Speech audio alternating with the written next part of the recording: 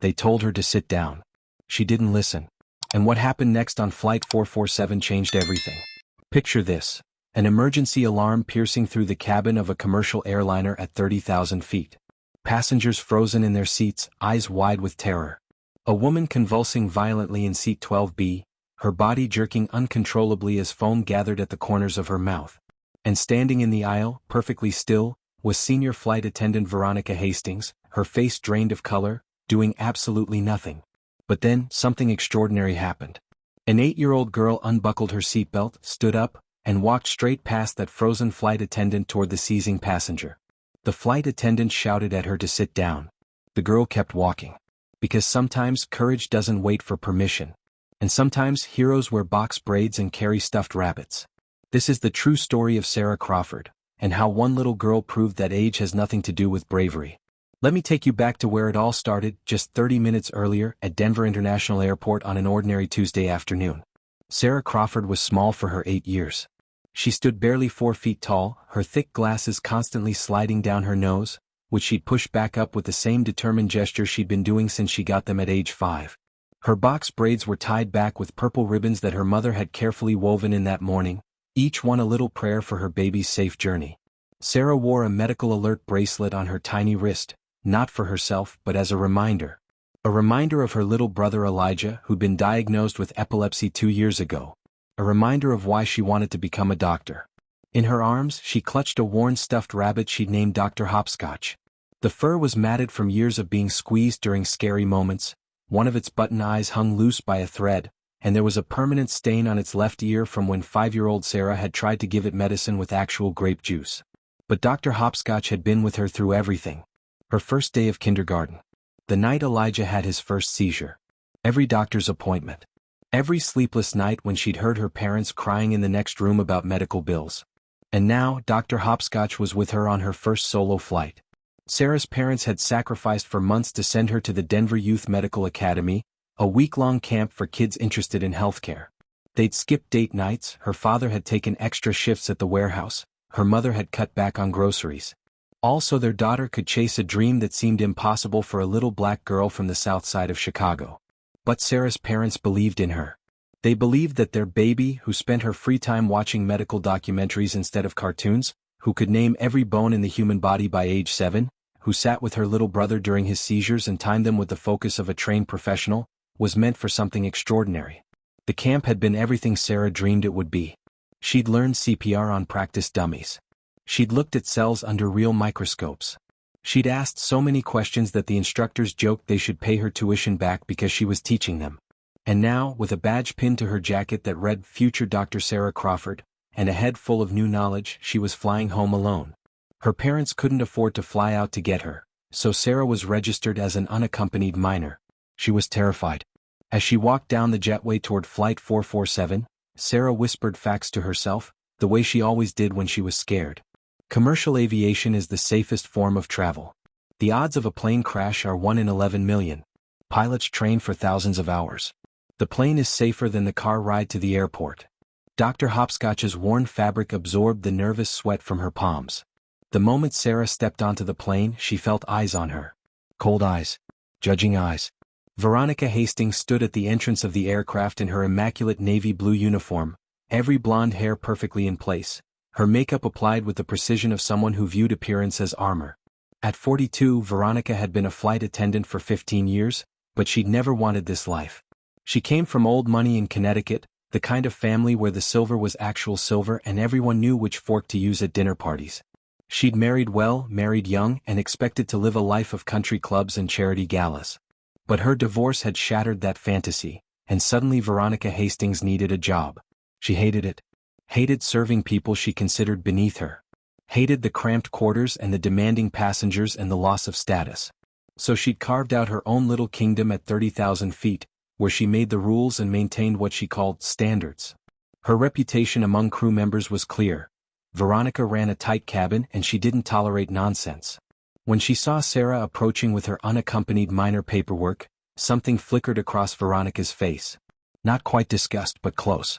A tightening around her eyes. A slight curl of her lip. "Well, hello there," Veronica said, her voice dripping with false sweetness as she took Sarah's papers. But there was something in her tone, something Sarah had heard before. That careful, slow pronunciation. Like she was speaking to someone who might not understand English. Like she was speaking to someone she'd already decided wasn't quite smart enough. Sarah handed over her documentation quietly, her fingers trembling slightly. Veronica examined the papers with exaggerated care, her eyes flicking from the document to Sarah and back again. Sarah Crawford, she read aloud, pronouncing each syllable with deliberate slowness. And you're traveling all by yourself today? Yes, ma'am, Sarah said softly. All the way from Denver to Chicago? That's a long way for such a little girl. Veronica's smile didn't reach her eyes. Are you sure you're supposed to be traveling alone? Where are your parents? They're in Chicago, ma'am. I was at a medical camp in Denver. A medical camp? Veronica's eyebrows raised in a way that made it clear she didn't quite believe it. How interesting. Well, let's get you to your seat. Do you know how to find your seat number, sweetie? Sarah felt heat rise to her cheeks. She was 8, not 3. Yes, ma'am. It's 12C. 12C, very good. Can you count the numbers on the rows? Do you need help with that? No, ma'am. And do you know how to buckle a seatbelt? Have you ever been on a plane before? Yes, ma'am. I've flown before. But Veronica wasn't listening. She was already walking Sarah down the aisle, her hand on Sarah's shoulder in a grip that was just a little too firm, a little too controlling. Other passengers watched as the flight attendant made a show of helping the little unaccompanied minor, their expressions ranging from sympathetic to uncomfortable. As they passed row 12, Sarah noticed a woman in seat 12B. She was impossible not to notice. While most passengers wore muted travel clothes in grays and blacks and navy blues, this woman was a burst of color. A vibrant head wrap in shades of orange, yellow, and red framed her face. Her clothing was equally bright, patterns and textures that seemed to celebrate rather than hide. But it was her smile that really caught Sarah's attention. Warm. Genuine. The kind of smile that made you feel safe. The woman was Delilah Foster, a 34-year-old middle school art teacher from Seattle. She'd spent the past week visiting her sister in Denver, and now she was heading home with a bag full of art supplies and a heart full of dreams. Delilah had always been a dreamer.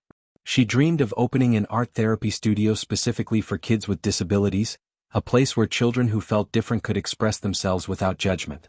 She knew what it felt like to be different. She'd been living with epilepsy for 12 years.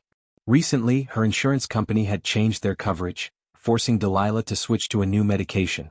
The new prescription wasn't working as well as her old one. She'd had a few breakthrough seizures, small ones, nothing major.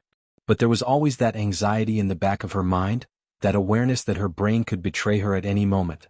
Still, Delilah refused to let fear stop her from living. In her bag, she carried paperwork for her future service dog, research she'd been doing for months. Soon, she'd have a companion trained to detect her seizures before they happened. Soon she'd have that extra layer of safety. But today she was alone. Delilah caught Sarah's eye and smiled. Sarah, despite her nervousness, smiled back. I love your badge, Delilah said, noticing the future Dr. Sarah Crawford pin on the little girl's jacket. Sarah's whole face lit up. Thank you. I just finished medical camp. Medical camp? That's incredible. What did you learn? Before Sarah could answer, Veronica's voice cut through the moment like a knife. Sweetie, let's not bother the other passengers. She emphasized the word bother, in a way that made Sarah feel small. Everyone needs their space. Sarah's smile faded.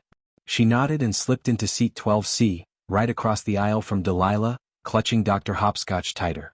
In seat 12A, right next to Delilah, sat an older gentleman with kind eyes and silver hair. Theodore Chin, known to everyone as Teddy, was 67 years old, a retired paramedic who'd spent 30 years saving lives in Seattle. Old habits died hard with Teddy. He still carried a small first aid kit everywhere he went, still noticed when people weren't quite right, still had the instinct to help. He was a widower now, traveling to Chicago for his daughter's wedding, and the bittersweet joy of that occasion sat heavy in his chest. His late wife should have been here for this. But he'd learned to carry grief and gratitude at the same time. Teddy had noticed the interaction between the flight attendant and the little girl. He'd seen the condescension, heard the tone. It made something uncomfortable twist in his stomach. But Teddy was non-confrontational by nature, especially with authority. So he said nothing. He just returned to his book and hoped the child would be okay. He'd also noticed Delilah next to him. Noticed the medical alert bracelet on her wrist, identical to the one the little girl wore. Noticed the slight tremor in her hands as she settled into her seat. Noticed the way she took a deep breath, steadying herself. The paramedic in him never fully retired. As more passengers boarded, Sarah tried to make herself smaller in her seat. She pulled out a book about the nervous system, hoping to distract herself. But her eyes kept drifting back to Delilah across the aisle. There was something about the woman that made Sarah feel less alone. Veronica made her way through the cabin, checking overhead bins and seat backs with military precision. When she passed Sarah's row again, she stopped. "Remember, sweetie, during the flight you stay in your seat unless you need to use the restroom. Okay. No walking around. No bothering people." "Yes, ma'am," Sarah whispered. As the plane filled up, the energy in the cabin shifted from the chaos of boarding to the settling anticipation of departure. Flight 447 was about half full, a Tuesday afternoon flight that attracted more business travelers than families. In the cockpit, Captain James Rutherford was running through his pre-flight checklist. At 51, James was a decorated Air Force veteran who transitioned to commercial aviation 15 years ago. He ran his flights with military precision but fair leadership. He had a 15-year-old daughter at home, and every time he flew, he thought about her. Every unaccompanied minor on his plane reminded him that somewhere, some parent was trusting him with their most precious cargo. The plane began to taxi toward the runway, and Veronica started the safety demonstration. Sarah watched intently, even though she'd seen it before. She whispered along with the instructions under her breath, facts and procedures she'd memorized because knowing things made her feel in control. In the event of a loss of cabin pressure, oxygen masks will drop from the overhead compartment. Place the mask over your nose and mouth, secure the elastic band, and breathe normally. Make sure your own mask is secure before helping others. Dr. Hopscotch sat buckled into the seat next to her, his loose button eye seeming to watch the demonstration too. Across the aisle, Delilah fastened her seatbelt and tried to relax. The vibration of the plane's engines thrummed through the cabin. She'd taken her medication that morning, right on schedule. Everything would be fine. Everything was always fine. Teddy placed his book in the seat pocket and folded his hands in his lap, his first aid kit tucked securely under the seat in front of him. And Veronica Hastings took her jump seat, surveying her kingdom with cold satisfaction. Another flight, another group of passengers to manage.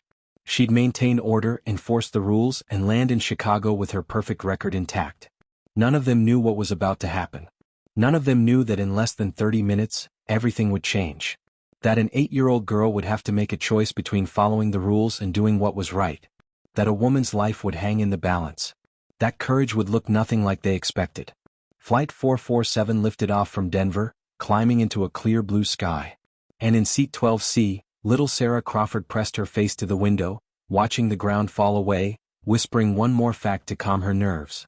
The cruising altitude for most commercial flights is between 33,000 and 42,000 feet.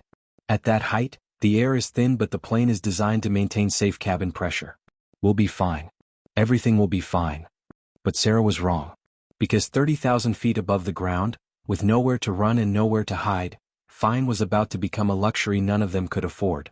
If this story is already pulling at your heartstrings, wait until you see what happens next. Hit that subscribe button right now because you won't want to miss a single moment of Sarah's incredible journey. Trust me, what's coming will leave you speechless. Now, before we continue, I want to ask you something. Have you ever been in a situation where you knew something was wrong, where you knew someone needed help, but you were afraid to speak up? Maybe because of your age or because someone in authority told you to stay quiet. Drop your story in the comments below. Because Sarah's about to face that exact choice, and something tells me her decision might inspire you. The flight leveled off at cruising altitude 20 minutes later. The seatbelt sign dinged off and passengers began to relax. Some pulled out laptops, others reclined their seats, a few fell asleep to the white noise of the engines. It was a routine flight on a routine Tuesday, the kind where nothing memorable was supposed to happen. Sarah had been reading her book, occasionally glancing out the window at the clouds below. But she kept noticing Delilah across the aisle. The woman had been so kind to her, had seen her future doctor badge and actually cared, had talked to her like she mattered. Not like Veronica, who treated her like a problem to be managed. And now Sarah noticed something else.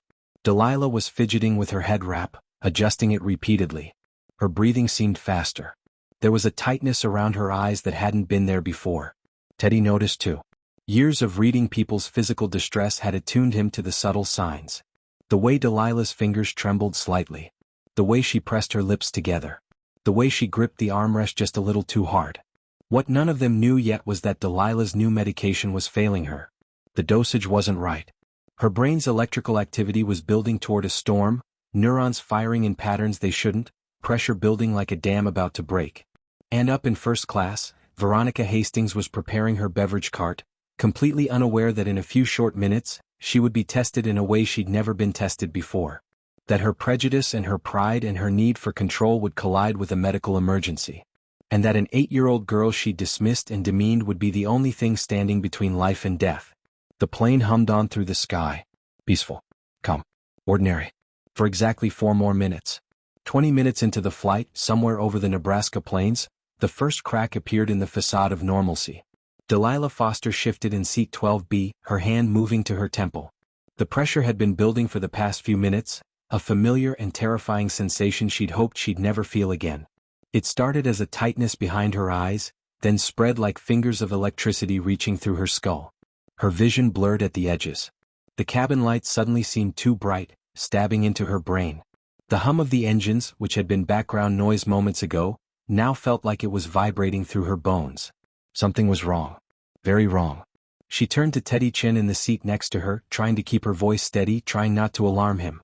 "Excuse me," she said quietly, and even she could hear the strain in her own voice. "I'm sorry to bother you, but I'm feeling a bit strange." Teddy looked up from his book immediately, and his trained eyes took in everything in seconds. The sheen of sweat on Delilah's forehead despite the cool cabin air. The way her pupils were slightly dilated. The tremor in her hands as she gripped the armrest. The pallor creeping into her warm brown skin, turning it ashen. "Are you okay?" he asked, setting his book down completely, his paramedic instincts firing up after years of retirement. "You look very pale. What kind of strange are we talking about?" Delilah tried to smile, tried to wave it off. She'd spent 12 years managing her epilepsy, 12 years of being careful not to worry people, not to draw attention, not to be a burden. "It's probably nothing. I have epilepsy and I recently switched medications. The new one sometimes makes me feel dizzy. I'm sure it'll pass." But even as she said it, she knew it wasn't passing. It was getting worse. The aura, that warning sign that epileptics learn to recognize, was intensifying. Her sense of smell suddenly sharpened, and she could smell everything. The recycled air, someone's perfume 3 rows back, the coffee brewing in the galley. Colors seemed too saturated. Time felt strange, like it was moving both too fast and too slow simultaneously. Across the aisle in seat 12C, Sarah had been watching. She'd noticed when Delilah first touched her temple. She'd seen the woman's expression change from peaceful to concerned. And now, hearing Delilah mention epilepsy, Sarah's entire body went on alert. She knew this. She'd seen this. In her little brother Elijah. The warning signs. The aura phase. The minutes before everything went wrong. Sarah's heart started beating faster, but not from fear. From recognition.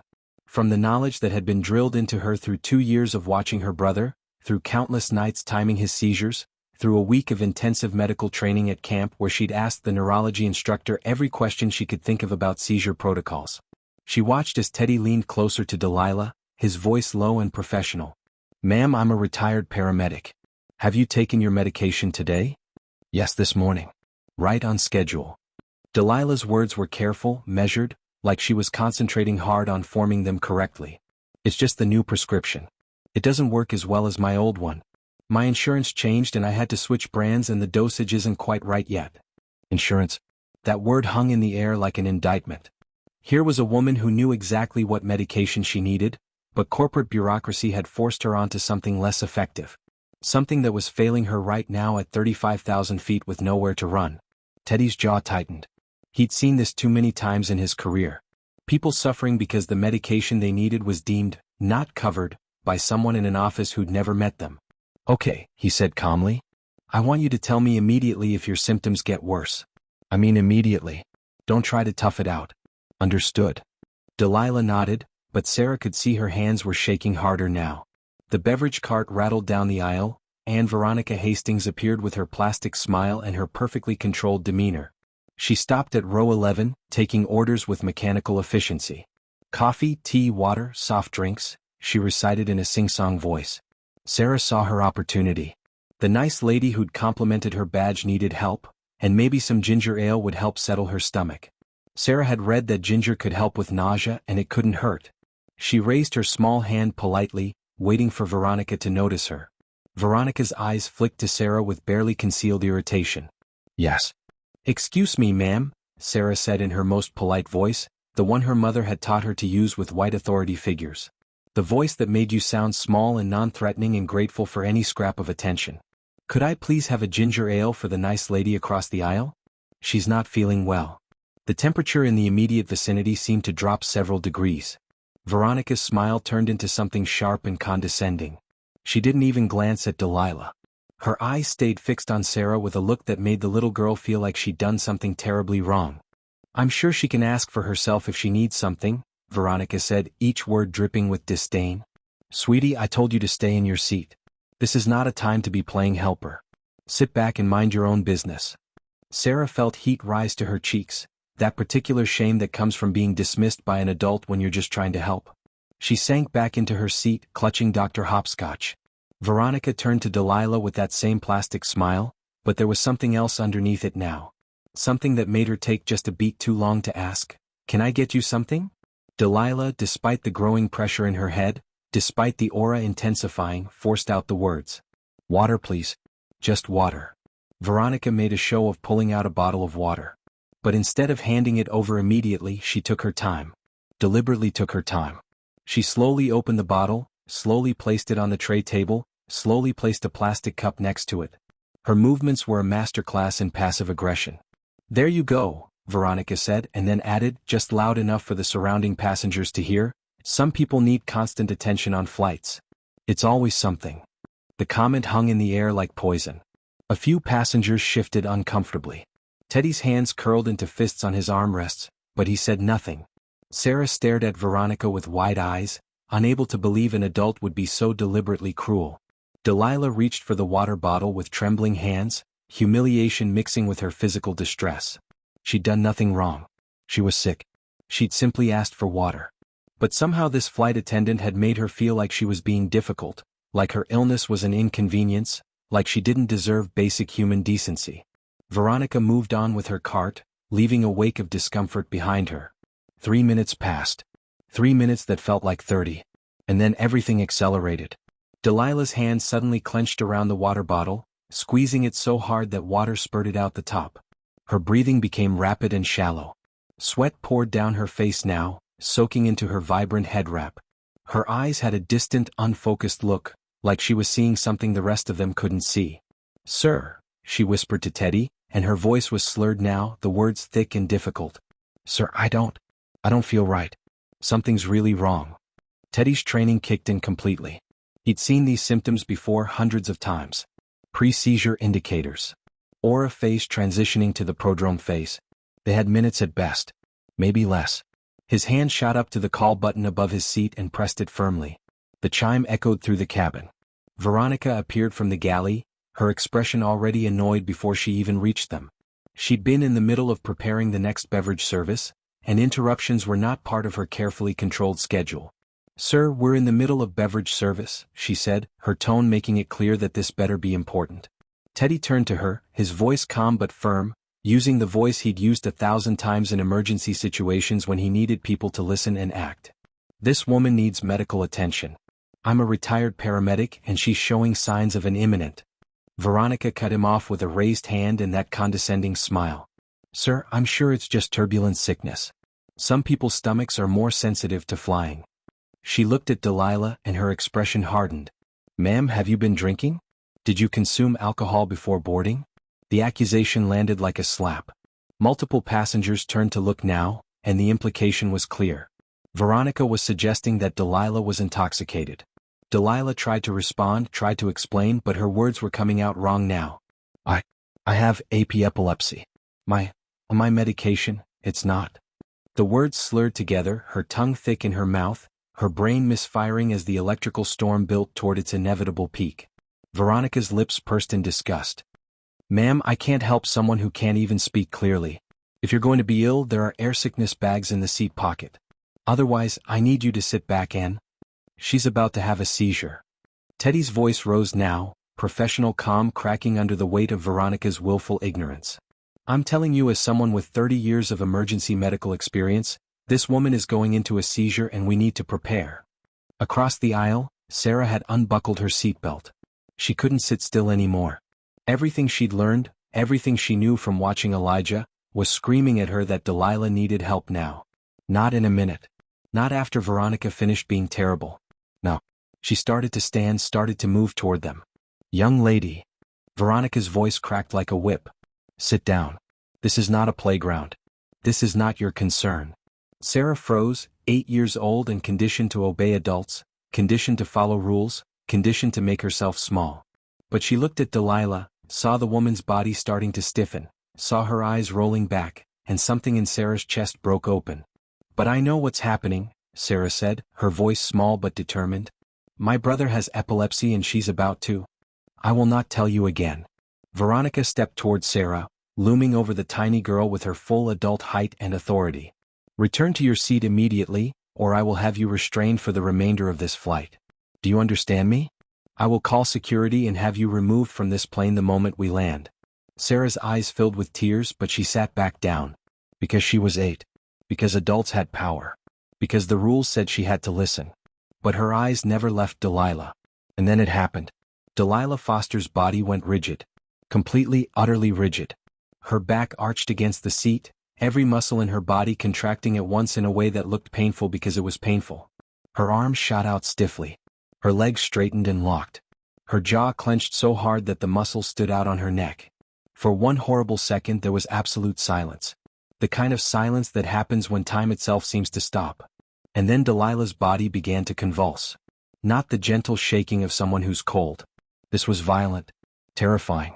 Her entire body jerked and thrashed with force that seemed impossible for a human body to contain. Her head slammed back against the headrest. Her arms and legs flailed in movements she couldn't control. Foam began to form at the corners of her mouth. Her vibrant head wrap came loose, falling to the floor as her head whipped back and forth. The sound that came from her throat was inhuman. A guttural, choking noise that made passengers gasp and cry out. "Oh my God! What's happening to her? Someone help her!" Panic rippled through the cabin like a shockwave. Passengers unbuckled, standing to see what was happening. Some pulled out their phones. A woman 3 rows back started crying. A man stood up and backed away, pressing himself against the opposite row of seats. Teddy moved instantly. Years of training overrode everything else. He grabbed his jacket from the overhead compartment and knelt in the aisle, trying to position himself to protect Delilah's head as it thrashed against the seat. "Ma'am, you're having a seizure. I'm here. You're going to be okay." But Delilah couldn't hear him. She was gone, lost in the electrical storm consuming her brain, her consciousness swept away as neurons fired chaotically, spreading their malfunction like wildfire through her neural pathways. And Veronica Hastings stood frozen. Completely frozen. Her face had gone white. Her perfectly controlled expression shattered into something raw and terrified. Her hands shook. She'd been a flight attendant for 15 years, had gone through all the training, had her certification in first aid, but she'd never seen this. Never seen a full tonic-clonic seizure. Never seen a human body do this. She was terrified. And in her terror, instead of admitting she didn't know what to do, instead of asking for help, instead of stepping aside for someone who did know, she fell back on the only thing she had left. Authority. "Everyone remain calm," she shouted, her voice shrill and desperate. She pointed at Teddy. "Sir, step back. You're not qualified to." "I was a paramedic for 30 years. Teddy roared, and several passengers had never heard a voice that loud from the gentle old man. "I know what I'm doing. And I'm the senior flight attendant on this aircraft." Veronica shot back, but her voice cracked. "I'm calling the captain. Everyone needs to stay in their seats and let me handle this." She reached for the phone to call the cockpit, but her hands were shaking so badly she could barely grip it. She stood there, frozen in her terror and her pride, the phone in her hand but her finger hovering over the button like she couldn't remember what came next. Delilah's body continued to convulse. Violent. Relentless. Her head cracked against the seat back. Her elbow hit the armrest with a sickening thud. Teddy tried to cradle her head, but she was thrashing too hard, and he was 67 years old and he couldn't do this alone. 30 seconds. 45 seconds. A minute. The seizure went on and on and on. And Veronica did nothing. She stood there with that phone in her hand, paralyzed by her own inadequacy, unable to admit she was in over her head, unable to step aside, unable to help. Passengers were shouting now. "Do something. Call for help. Why isn't anyone helping her? In seat 12C, Sarah Crawford watched it all unfold. And she saw things no one else saw. Because she'd lived this. She'd watched her baby brother Elijah seize dozens of times. She'd memorized every stage, every symptom, every protocol. She saw that Delilah was in a full tonic-clonic seizure, what people used to call grand mal. She saw that they needed to protect her head and turn her on her side to protect her airway. She saw that someone needed to time this seizure because if it went past 5 minutes, it became status epilepticus, a medical emergency that could cause brain damage or death. She saw that Teddy was trying but he needed help. She saw that Veronica was doing nothing. Worse than nothing. Standing in the way. And she saw her brother's face. Little Elijah, just 6 years old, looking up at her during one of his seizures with eyes that couldn't see her but needed her anyway. She remembered holding his hand. Timing his seizures with her pink plastic watch. Staying calm when her parents fell apart. Being there. Being present. Being useful. Every single thing she'd learned at the Denver Youth Medical Academy flooded through her mind. The CPR training. The first aid protocols. The seizure management session where she'd asked so many questions the instructor had joked about hiring her. The instructor's words came back to her now, clear as a bell. In an emergency, knowledge without action is useless. If you know what to do and you don't do it, you might as well know nothing at all. Sarah looked at Delilah's convulsing body. She looked at Teddy struggling alone. She looked at Veronica frozen and useless. She looked at the other passengers, terrified and helpless. And she made a choice. She unbuckled her seatbelt. She set Dr. Hopscotch carefully in her seat. And she stood up. Because sometimes being brave means being 8 years old and breaking the rules. Sometimes courage looks like a little girl with box braids and thick glasses deciding that a stranger's life matters more than an adult's approval. Sometimes heroes are small. But Veronica saw her move. Saw her stand. And the flight attendant's face transformed into something ugly with rage and fear. I said sit down. But Sarah didn't sit down. She walked into the aisle, her small legs carrying her toward the convulsing woman, toward the chaos, toward the fear. She walked past Veronica Hastings like the woman didn't exist. And the entire cabin held its breath. If you're not subscribed yet, do it right now. Because what this 8-year-old girl is about to do will restore your faith in humanity. Hit that subscribe button and stay with us. You need to see this. Let me ask you something. When was the last time you saw someone in authority completely fail in a crisis? A teacher, a boss, a person in uniform who was supposed to know what to do but just froze? Drop a comment below if you've ever witnessed that moment when you realized the adults didn't have all the answers. Because that's exactly what these passengers were seeing.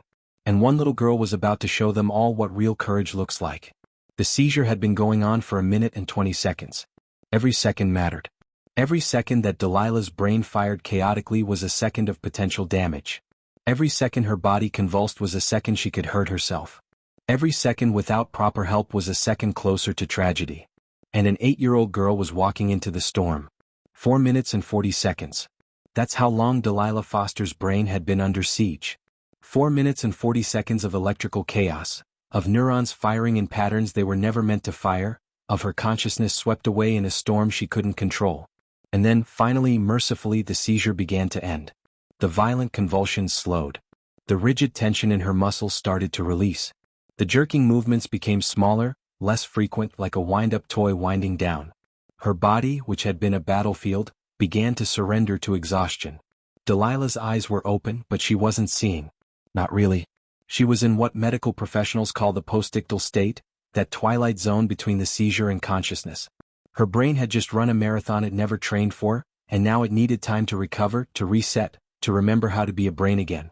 Sarah knelt beside her in the aisle, her small hand still on Delilah's shoulder, and spoke in the gentlest voice imaginable.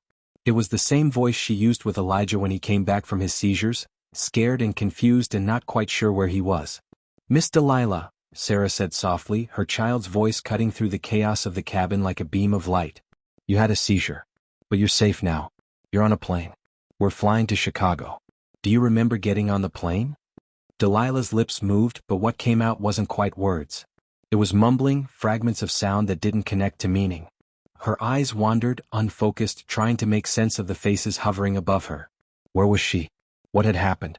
Why did her whole body feel like it had been hit by a truck? "It's okay," Sarah continued, her voice steady despite the tears still wet on her cheeks. "You don't have to talk yet. Your brain needs time to rest. We're right here with you." Teddy Chin looked at this 8-year-old child with something approaching reverence. He'd been a paramedic for 3 decades, had trained countless EMTs, had seen medical professionals twice Sarah's age handle emergencies with less grace and competence. And here was this tiny girl who should have been playing with dolls or watching cartoons, managing a post-seizure patient with the skill of someone who'd done this 100 times. Because she had done this 100 times. Just not on a plane. Just with her little brother in their small apartment, while her parents worked extra shifts to pay for medication. Sarah turned to Teddy, her voice still calm and professional. She's going to be really confused and tired for a while. We should keep her on her side and keep talking to her gently. It helps them come back faster if they hear familiar, calm voices. And we need to watch her airway in case she gets sick. Teddy nodded slowly. You're absolutely right, Sarah. His voice cracked with emotion.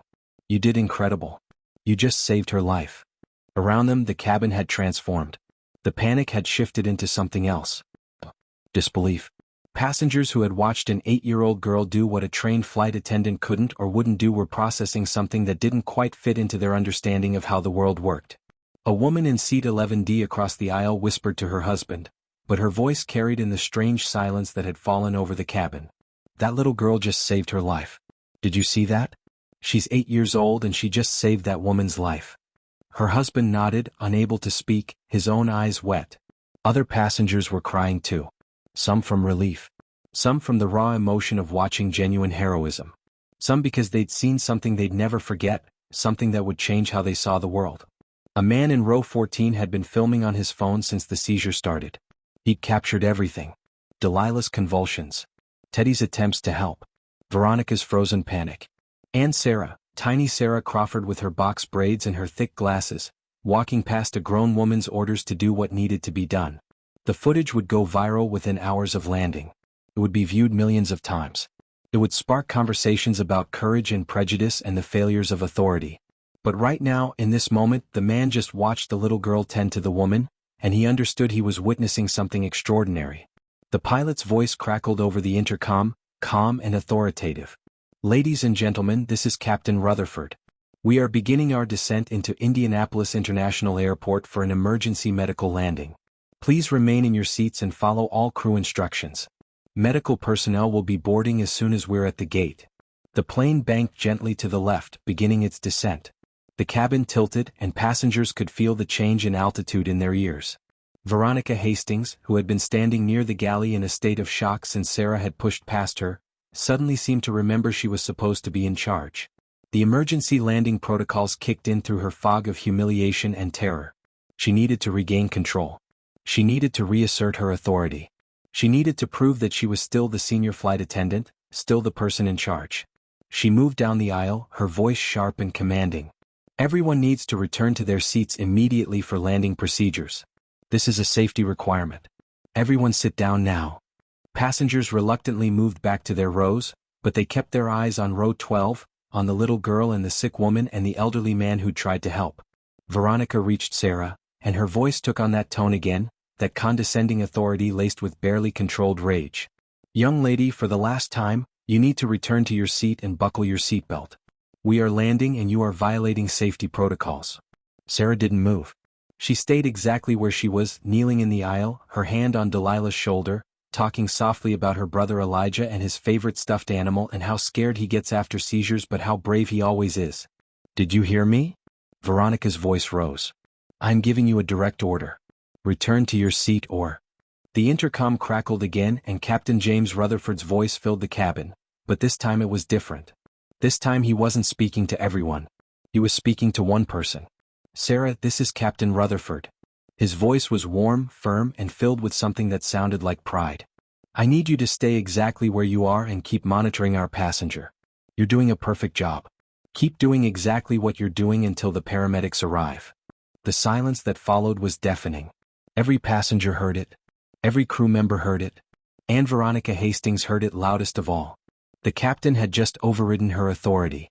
Had just told an 8-year-old to ignore her orders. Had just made it clear in front of everyone that he trusted Sarah Crawford more than he trusted his senior flight attendant. Veronica's face went from white to red, humiliation burning through her like acid. Sarah, for her part, simply nodded as if the captain could see her. Yes, sir, she said quietly and returned her attention to Delilah, who was starting to come back, her mumbling becoming more coherent, her eyes beginning to focus. The plane descended through the clouds.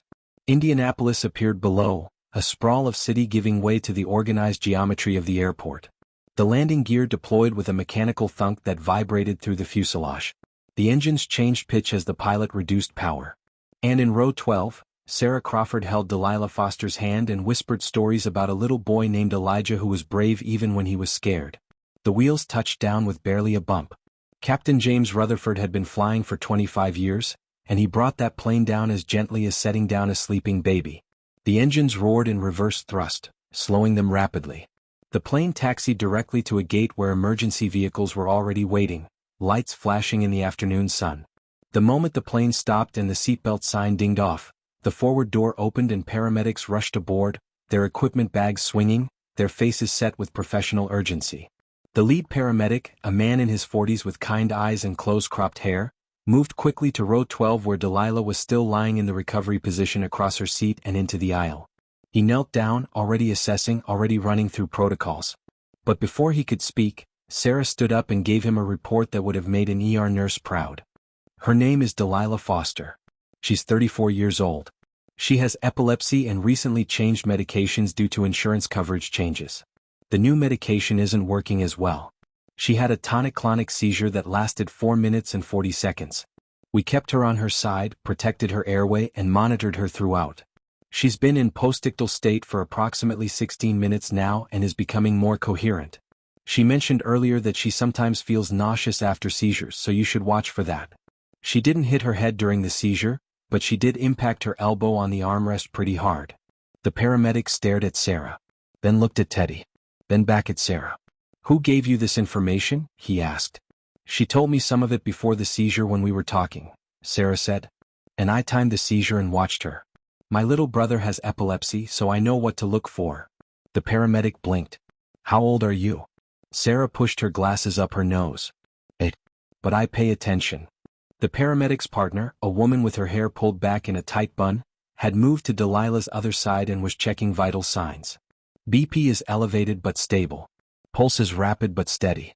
She's responsive to voice. She looked at Sarah with the same expression her partner had. "You did this?" "An 8-year-old did this." Teddy spoke up, his voice filled with emotion. "This 8-year-old did what a trained flight attendant refused to do. She saved this woman's life." The paramedics worked efficiently, getting Delilah onto a backboard as a precaution, starting in 4-line, asking her questions to assess her cognitive state. Delilah was coming back more fully now, her eyes focusing, her words connecting, though she was clearly exhausted and confused about why she was on a backboard surrounded by paramedics. As they prepared to move her, Delilah's eyes found Sarah standing nearby, clutching Dr. Hopscotch, who someone had retrieved from seat 12C. Their eyes met and something passed between them. Recognition. Gratitude. A connection forged in crisis that neither would ever forget. Delilah reached out her hand and Sarah took it. "You." Delilah's voice was hoarse and tired but clear. "You helped me. You stayed with me." Tears welled up in Sarah's eyes again. "My brother Elijah would want someone to help him if he needed it and I wasn't there. I'm really glad you're okay, Miss Delilah." And then Delilah started crying. Not gentle tears, but deep, body-shaking sobs of relief and gratitude and the overwhelming emotion of realizing you could have died and didn't because an 8-year-old child was braver than the adults around her. "Thank you, baby," she managed between sobs. "Thank you so much. You saved my life. You beautiful, brave baby, you saved my life." The paramedics waited, giving them this moment because some things are more important than protocols and efficiency. Finally, they lifted the backboard and began moving Delilah toward the exit. She kept her eyes on Sarah until she disappeared through the cabin door, and Sarah stood in the aisle watching her go, Dr. Hopscotch held tight against her chest. Teddy Chin placed his hand gently on Sarah's shoulder. His eyes were wet, and when he spoke, his voice was thick with emotion that he didn't try to hide. "You're going to make one hell of a doctor someday, Sarah Crawford. The best kind of doctor. The kind who sees patients as people, not problems. The kind who acts when others freeze. You remember this moment because this is who you are." Sarah looked up at him and smiled through her tears. "Thank you for helping me, Mr. Teddy. I couldn't have done it by myself." "Yes, you could have," he said firmly. "But I'm glad I was there anyway." As the paramedics left and the cabin door closed, the energy shifted again.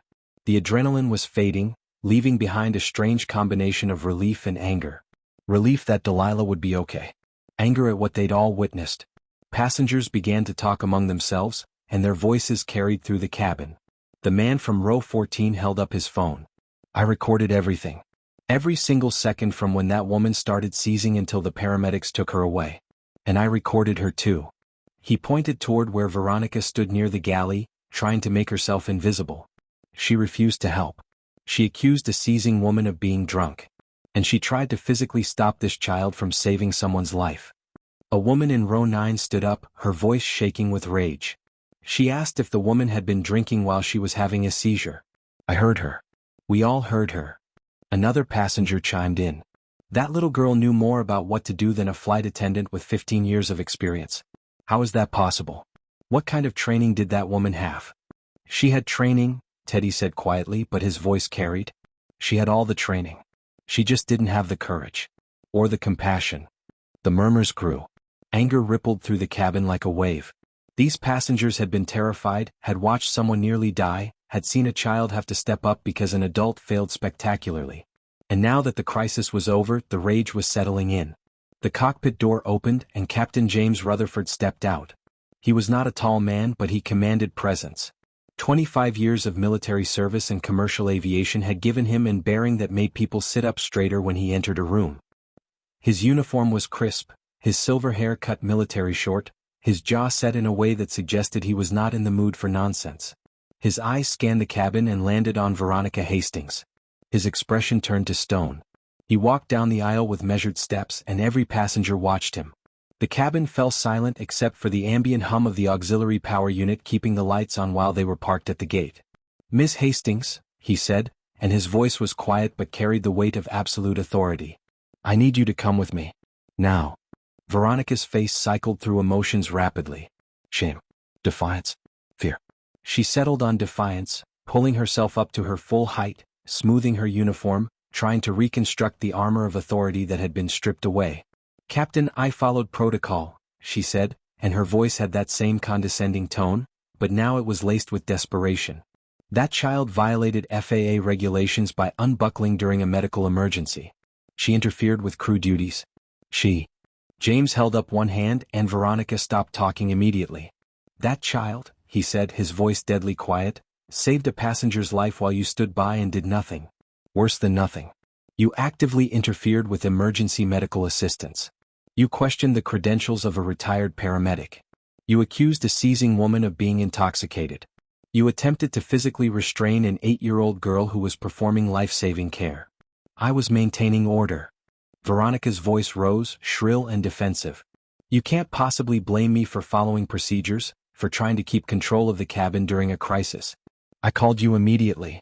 I notified the cockpit. I did everything by the book. You called me 3 minutes into a medical emergency, James said, his voice still quiet but each word landing like a hammer. 3 minutes. While a passenger convulsed and a child provided care. And when I asked for a status update, you couldn't give me one because you didn't know. You hadn't checked. You hadn't asked the paramedic who identified himself. You were too busy trying to force an 8-year-old back into her seat. The cabin was dead silent. Every passenger was watching. Several were recording on their phones now. James continued, and now there was emotion creeping into his voice. Not anger but something deeper. Disappointment. Disgust. I've been piloting commercial aircraft for 25 years. Before that, I served in the Air Force for 15. I have a 15-year-old daughter at home. And every time an unaccompanied minor boards my plane, I think about her. I think about what would happen if she were flying alone and needed help. He paused, and when he spoke again, his voice was rough with emotion. If my daughter were on this plane today, if she were traveling alone and someone refused to help her, if she needed medical attention and the crew did nothing, I would pray that someone like Sarah would be there. Someone with courage and compassion and competence. Instead, she got you. The words hung in the air like an indictment. Veronica's face crumpled. The defiance drained away, leaving only the raw terror of someone who knew their career was over. Captain, please, I've been with this airline for 15 years. I have an exemplary record. You can't. I can, James said simply. And I will. You're being removed from this flight. You'll be escorted off the aircraft, and I will be filing a full report with the airline and the FAA. What happens after that is not my concern. but you will not serve on my aircraft again." He turned away from her, dismissing her completely, and his eyes found Sarah, who was standing in the aisle near row 12, small and exhausted and still clutching her stuffed rabbit. His expression transformed completely. The stone-faced captain disappeared, replaced by something warm and paternal. "Sarah," he said gently, "would you come with me for a moment, please?" Sarah looked at Teddy, who nodded encouragingly. She walked toward the captain on legs that suddenly felt shaky, the adrenaline finally wearing off, leaving her tired and small and 8 years old again. If you're not already subscribed to this channel, what are you waiting for? This story isn't over yet, and what happens next will leave you in tears. Hit that subscribe button right now. You need to see how this ends. Let me ask you something, and I really want you to think about this. Have you ever seen someone in a position of power get exactly what they deserved? That moment when accountability actually happens, when someone who abused their authority finally faces consequences. It's rare, isn't it? Drop a comment telling me about a time you witnessed real justice. Because Sarah is about to get something she never expected, and Veronica is about to learn that actions have consequences. Captain James Rutherford looked down at Sarah Crawford, this tiny girl with thick glasses and purple ribbons in her braids, who had just done something most adults couldn't do. And he saw his own daughter in her. He saw every child who'd ever been dismissed because of their age, every kid who'd been told to sit down and be quiet when they had something important to say. He saw a hero. And he was about to make sure Sarah knew it too. Captain James Rutherford placed his hand gently on Sarah's shoulder and guided her toward the front of the aircraft. Sarah's legs felt shaky, the adrenaline finally draining from her small body, leaving behind exhaustion and the strange hollow feeling that comes after a crisis. She clutched Dr. Hopscotch against her chest, her fingers trembling slightly as they gripped the worn fabric. Every passenger watched them walk up the aisle. Some were crying. Others wore expressions of awe. A few reached out to touch Sarah's shoulder as she passed, gentle touches of gratitude and respect. One woman whispered, "Thank you, sweetheart. Thank you for being so brave." Sarah didn't fully understand what was happening. She'd just done what needed to be done, what her brother would have needed if he'd been the one seizing. But these adults were looking at her like she'd done something extraordinary, and she felt too tired and overwhelmed to process it. The cockpit door stood open and Captain James led her inside. Sarah had never been in a cockpit before. Her eyes went wide behind her thick glasses as she took in the overwhelming array of switches, dials, screens and controls that surrounded the pilot and co-pilot seats. It looked like something from a science fiction movie, all technology and precision, every surface covered with instruments that monitored and controlled every aspect of the aircraft. "Wow," she breathed, and for a moment she was just an 8-year-old girl seeing something magical. James smiled, the first real smile anyone had seen from him since the emergency began. "Pretty impressive, isn't it? Here, sit in my seat for a moment." He helped Sarah into the captain's chair, and she had to scoot forward because her legs didn't reach the pedals. Her hands gripped the armrests, and she looked out through the windscreen at the Indianapolis airport stretching before them, ground crew moving around, other planes taxiing in the distance. "This is where I sit every time I fly," James said, kneeling beside the chair so he was at her eye level. "This is where I make decisions that affect everyone on the plane. And today, Sarah, you did the same thing. You made decisions that saved someone's life." Sarah turned to look at him, and her expression was worried, the little girl suddenly showing through the brave facade. "But I broke the rules. The flight attendant said I was supposed to stay in my seat. You said passengers have to follow crew instructions and I didn't, and I'm really sorry, I just—" James held up his hand gently, stopping her rush of words. "Let me finish," he said, his voice kind but firm. "You're absolutely right. What you did was against regulations. Passengers, especially unaccompanied minors, are supposed to remain seated during emergencies. That's what the rule book says." Sarah's face fell and tears started to form in her eyes. She'd done something wrong. She'd broken the rules. She was going to be in trouble and her parents would be so disappointed and— "But here's what they don't teach you in any rule book," James continued, and his voice was thick with emotion now. "Sometimes the right thing and the rule book don't match up. Sometimes you have to make a judgment call. Sometimes following the rules means someone dies and breaking them means someone lives. You made that call, Sarah. An 8-year-old girl made a call that saved someone's life. That takes courage most adults don't have. Most adults I know don't have." He reached into his pocket and pulled out a small set of wings, the kind airlines give to children on flights. But these were special. They were junior pilot wings, gold-colored and worn smooth from being carried in someone's pocket. They'd belonged to his daughter when she was younger, when she used to beg to come on flights with him, when she still thought her dad was the coolest person in the world. James pinned them carefully to Sarah's jacket, right next to her future Dr. Sarah Crawford badge from medical camp. "My daughter wore these when she was about your age," he said, his voice rough. "She wanted to be a pilot like her dad. She's 15 now and she wants to be a lawyer instead, which is fine. But I've kept these wings in my pocket all these years. And I want you to have them." Sarah looked down at the wings shining on her jacket, and tears spilled down her cheeks.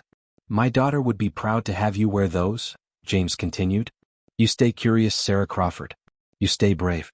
You ask all those questions that adults think are annoying. You challenge people when they're wrong. You stand up when others sit down. And you become that doctor you're meant to be. The world needs doctors like you. Doctors who see patients as people, not problems. Doctors who act when others freeze. Doctors who have the courage to break the rules when the rules are wrong." Sarah was crying fully now, but they were different tears than the ones she'd cried during the seizure. These were tears of relief and validation and the overwhelming emotion of being truly seen by an adult who understood. "Can I call my parents?" she asked, her voice small and shaky. "They're going to be so worried about the delay. They're probably scared that something's wrong." James smiled and pulled out his personal cell phone. "Tell them their daughter's a hero." Sarah took the phone with trembling hands and dialed a number she'd memorized when she was 4 years old. It rang once, twice, and then her mother's voice came through, tight with worry. "Hello? Mama?" Sarah's voice cracked. "Mama, it's me. Sarah. Baby. We got a notification that your flight was diverted to Indianapolis. What happened? Are you okay? Are you hurt?"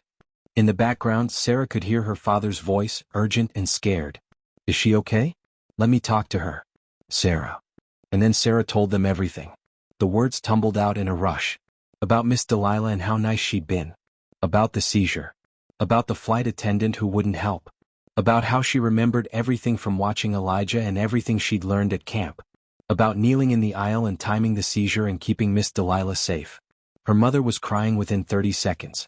Deep, gasping sobs that came from a place of pure maternal terror mixed with overwhelming pride. "Baby, you could have been hurt. What if something had happened to you? What if?" "But Mama," Sarah interrupted, and her voice was stronger now, more certain. "Remember what you always say? You say it every time we leave the house. You say, we look out for each other because nobody else will. Remember?" There was silence on the other end of the line except for her mother's crying. Sarah continued, her words coming from a place of deep conviction that had been taught to her since birth. "Miss Delilah needed help and nobody would give it to her. The flight attendant was mean to her. She wouldn't help. And I remembered Elijah and how scared he gets, and I thought about if he was on a plane and had a seizure and nobody helped him. So I had to help. I had to." Her father's voice came on the line and he was crying too. Big, tough man who worked warehouse shifts and never complained, crying because his daughter had been brave in a way he couldn't quite comprehend. "That's my girl," he managed. "Sarah, that's my brave, beautiful girl. Elijah's going to be so proud of his big sister." At the mention of her little brother, Sarah smiled through her tears. "Tell him I used everything I learned from watching him be brave. Tell him that he taught me how to help someone during a seizure. Tell him he's my hero." "We'll tell him, baby," her mother said, voice still thick with tears. "We'll tell him everything. We love you so much. So much. I love you too, Mama. I love you, Daddy. I'll be home soon." She handed the phone back to Captain James, who'd been standing quietly nearby, giving her privacy but close enough to provide support if she needed it. He took the phone and stepped out of the cockpit for a moment to speak with her parents, assuring them that Sarah was safe, that she'd been incredible, that they should be proud. When he returned, he found Sarah still sitting in the captain's chair, looking out at the airport, her fingers touching the junior pilot wings on her jacket. "Ready to get back to your seat?" he asked gently. "We've got a flight to finish. Got to get you home to Chicago." Sarah nodded and climbed down from the chair. But before they left the cockpit, she turned back and looked at all those controls, all that responsibility, and she smiled. Maybe someday she'd sit in a chair like this. Or maybe she'd sit in an emergency room, making life or death decisions of a different kind. Either way, she knew now that she could handle it.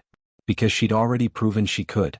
They emerged from the cockpit to find that ground staff had allowed passengers back on board. The delay was over, the emergency resolved, and Flight 447 was ready to complete its journey to Chicago. But the cabin felt different now. The energy had shifted into something almost celebratory. As Sarah walked down the aisle toward her seat in row 12, something extraordinary happened. One passenger started clapping. Then another. And another. And within seconds the entire cabin erupted in applause. A standing ovation. For an 8-year-old girl. Sarah's cheeks burned with embarrassment and pride and overwhelming emotion. She didn't know where to look, so she looked at her feet and kept walking, Dr. Hopscotch clutched tight against her chest. When she reached row 12, Teddy Chin stood up from his seat. He extended his hand formally, the way you'd greet a colleague, an equal. Sarah took it, her small hand disappearing in his weathered one. Dr. Crawford, he said, his voice carrying through the cabin despite the applause. It was an honor to work with you today. A genuine honor. Sarah's eyes went wide. He'd called her Dr. Crawford. Not Sarah. Not little girl. Dr. Crawford. She shook his hand seriously, the way she'd seen adults do in important meetings. Thank you for helping me, Mr. Teddy. We made a good team. The best team, he agreed, and there were tears in his eyes again. A new flight attendant approached, a young woman in her 20s with kind eyes and a warm smile. She was holding a tray with hot chocolate and a plate piled high with every cookie and snack from the first-class cabin. I heard what you did, the young flight attendant said softly, kneeling beside Sarah's seat. I've been flying for 2 years and I don't know if I would have been that brave. You're incredible. She set the tray on Sarah's seatback table. This is from all of us in the crew. And if you need anything at all for the rest of the flight, you just let me know, okay? As she turned to leave, she paused and whispered, just loud enough for Sarah to hear, "You're braver than I'll ever be." Sarah settled into her seat, buckled Dr. Hopscotch into the seat beside her, and accepted the hot chocolate gratefully. It was sweet and warm and perfect, and she sipped it slowly as the plane prepared for departure. Veronica Hastings was gone. Escorted off the aircraft by airport security, her career in shambles, her perfect record destroyed by her own prejudice and cowardice. The cabin felt lighter without her presence, as if a dark cloud had lifted. The engines powered up. The plane pushed back from the gate. The familiar safety announcement played, but this time passengers actually listened, remembering that these procedures existed for a reason. Flight 447 taxied to the runway, received clearance from the tower, and accelerated down the concrete strip. The nose lifted. The wheels left the ground. And they were airborne again, climbing into the late afternoon sky, turning northwest toward Chicago. Sarah pressed her face against the window and watched Indianapolis fall away below. She thought about Miss Delilah, who was probably in a hospital right now, getting proper care, alive because of what Sarah had done. She thought about her parents, waiting for her in Chicago, probably crying and pacing and so proud they could barely stand it. She thought about Elijah, her baby brother, who had no idea that his seizures had taught his sister how to save someone's life. She hugged Dr. Hopscotch close and felt the weight of the junior pilot wings on her jacket. She was so tired. The kind of tired that comes after fear and adrenaline and doing hard things. Her eyes started to drift closed as the plane climbed higher, the hum of the engines lulling her toward sleep. But she had one more thing to do. Sarah pulled out her wallet, the small purple one her grandmother had given her for her 7th birthday. Inside was a photo of Elijah, taken last year at his birthday party. He was smiling, wearing a paper crown, his face covered in chocolate cake. Sarah touched the photo gently. I did good today, Elijah, she whispered. I helped someone just like people help you. And I made Mama and Daddy proud. And maybe I made you proud too.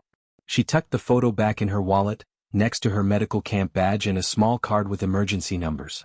Then she leaned her head against the window and let her eyes close.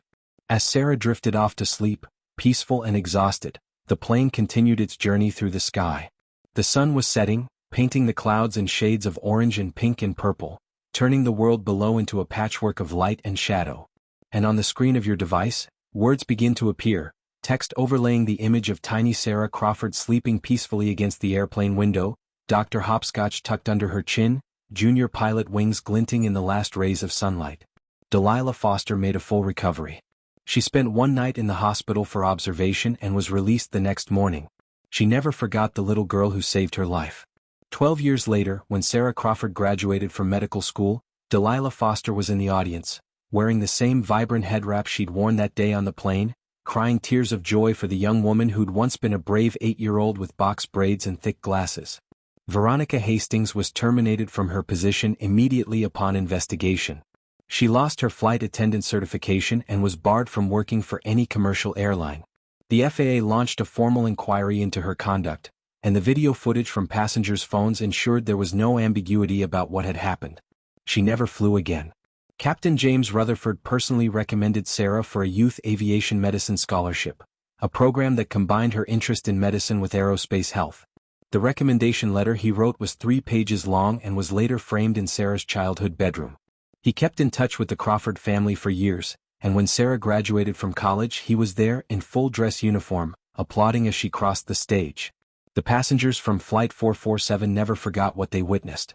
Several of them wrote letters to the airline praising Sarah's actions. The video footage went viral, viewed over 50 million times in the first week alone. It sparked national conversations about courage, about prejudice, about the failures of authority, and about the extraordinary capabilities of children when we actually listen to them. And Sarah Crawford? She never stopped being curious, never stopped asking questions, never stopped standing up when others sat down. She completed her undergraduate degree with honors, was accepted to one of the top medical schools in the country, and specialized in pediatric neurology, just like she'd always planned. She's currently in her residency at Children's Memorial Hospital in Chicago, working with kids who have epilepsy and other neurological conditions. She's known among her patients as the doctor who really listens, the doctor who explains things in ways that make sense, the doctor who treats children like the intelligent, capable human beings they are. On her white coat she wears 3 pins.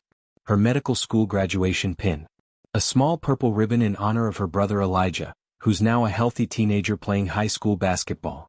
And a pair of worn junior pilot wings that once belonged to a captain's daughter. In her office she keeps a photo. It's framed on her desk where she can see it every day. It's a picture of her and Delilah Foster at her medical school graduation, both of them smiling, Delilah's arm around her shoulders. On the back of the frame in Delilah's handwriting it says, "To the bravest person I've ever met. You saved my life when you were 8 years old. Now you're saving lives every day. The world is better because you're in it. Love, Miss Delilah." And in Sarah's wallet, right next to her medical license, she still carries that photo of Elijah from his 7th birthday party, wearing his paper crown, his face covered in chocolate cake. Because he's still her hero. The little boy who taught her that being brave doesn't mean not being scared. It means doing what needs to be done anyway. The screen shows Sarah's peaceful sleeping face one more time, the sunset painting the cabin in warm golden light. The junior pilot wings catch the light and shine. Dr. Hopscotch's button eye seems to wink. And outside the window the plane flies on toward home, carrying a hero who doesn't know she's a hero yet. Because sometimes courage looks like a little girl with box braids and thick glasses. Sometimes it looks like choosing compassion over obedience. Sometimes it looks like an 8-year-old who paid attention and cared enough to act. And sometimes the smallest person in the room is the biggest hero there. If this story moved you, if Sarah's courage inspired you, if you believe the world needs to hear stories about real heroes who don't wear capes, then subscribe to this channel right now. Hit that button, turn on notifications, and make sure you never miss another story that will restore your faith in humanity. Do it for Sarah. Do it for every child who's been told to sit down and be quiet when they had something important to say. Now here's my final question for you, and this is the most important one. After hearing Sarah's story, what's one thing you're going to do differently? Are you going to speak up the next time you see injustice? Are you going to trust your instincts even when authority figures tell you to stay quiet? Are you going to teach the children in your life that their voices matter, that their knowledge matters, that their courage matters? Drop your answer in the comments. Tell me what Sarah taught you. Tell me how you're going to be braver. Because stories like this only matter if they change us. And I believe this story has the power to change everything. The screen fades to black. The hum of airplane engines fades to silence. But the impact of what you've just witnessed, the story of Sarah Crawford and Flight 447, that stays with you. That changes you. That reminds you that heroes come in all sizes, and sometimes the smallest voices carry the most important messages. Thank you for staying with us through Sarah's incredible journey. Thank you for believing in the power of one brave child to make a difference. And thank you for understanding that the rules aren't always right, but doing the right thing always matters. Dr. Sarah Crawford would want you to remember one thing. Pay attention, stay curious, and never be afraid to stand up when someone needs help. Even if you're small. Especially if you're small. Because the world needs more people like Sarah. And maybe, just maybe, after hearing her story, the world has one more.